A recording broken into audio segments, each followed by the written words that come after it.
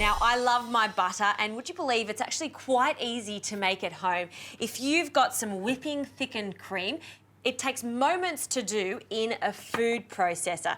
Now, it goes through stages. First, it'll be soft cream peaks, then it'll go thick peaks, and then the cream will start to split. Now, that's when it gets really interesting because you'll see it transform from solidified butter to buttermilk, so it'll separate, and that's when we can distinguish what's butter and what is the whey or the buttermilk. So I'm going to start with 600 millilitres of the cream, cold cream, and now the lid can go on and just watch this transform. Now, I'm going to start on a really low speed, and then once it starts to thicken up, so just whipped cream, then I can speed it up and you'll see it transform then.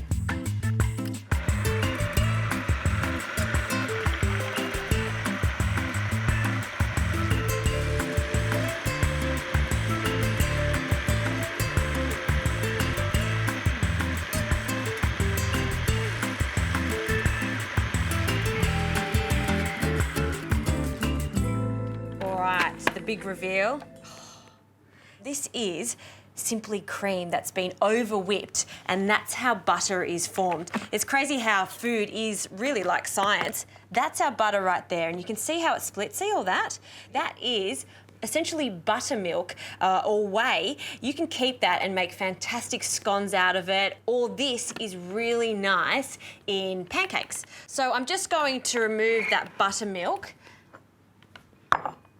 You can see how much buttermilk we get from the 2 tubs of cream there, and just to ensure that it forms a nice clump of butter, I like to gather it together,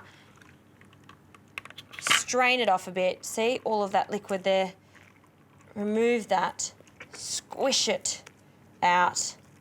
It's actually quite nice to feel. It's like Play-Doh, but it's not, it's tastier than Play-Doh. I remember making this in primary school, and I think it's great to show kids how to make butter because it's so easy. It's always gonna taste nicer if you've made it yourself.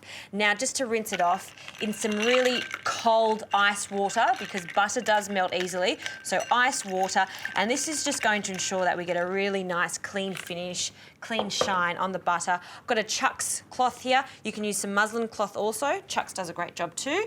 So lift that up, strain it one more time, and then I'm just going to wrap it in that Chuck's. Squeeze out the excess water. And there you have it, my friends. Perfect homemade butter. Some crusty char-grilled bread. I'm going to tear some off.